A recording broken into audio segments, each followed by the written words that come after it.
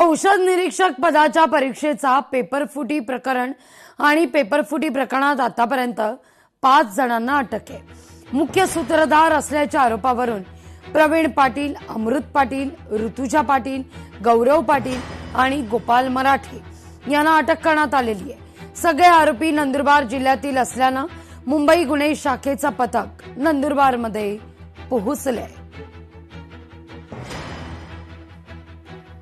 अन्न व औषध निरीक्षक पदाच्या परीक्षेत गैरव्यवहार झाल्याप्रकरणी नंदुरबार जिल्ह्यातील 5 जणांचा समावेश असल्याचे निदर्शनास आले आहे। या प्रकरणी 5 जणांना ताब्यात घेण्यात आले आहे। तर यातील मुख्य संशयित म्हणून प्रवीण पाटील, कौशल्य अकादमीचे संचालक प्रवीण पाटील यांना पोलिसांनी ताब्यात घेतले आहे। त्याचबरोबर ज्या उत्तीर्ण झालेल्या विद्यार्थिनी होत्या ऋतुजा पाटील यांना देखील पोलिसांनी ताब्यात घेतले आहे। त्याचबरोबर तक्रारदार गौरव पाटील यांना देखील पोलिसांनी ताब्यात घेतले आहे।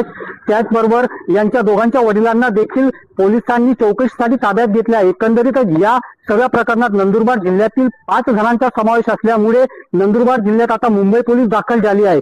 गेल्या महिन्यात देखील मुंबई पोलीस नंदुरबारात दाखल झाली होती, मात्र त्यांच्या हाती काहीच न लागल्यामुळे त्यांना माघारी जावं लागलं होतं। परंतु आता सर्व संशयित आरोपी त्यांना सापडल्यामुळे आता मुंबई पोलीस नंदुरबारात पुन्हा एकदा दाखल झाले आहेत। त्याचबरोबर त्यांच्याकडून आता या दोघांची घराची झाडाझडती घेण्यात येणार आहे। त्यातून कोण यात अजून आहे का किंवा यात अजून कोणाचा समावेश आहे का हे देखील आता मुंबई पोलिसांकडून तपासात येणार आहे।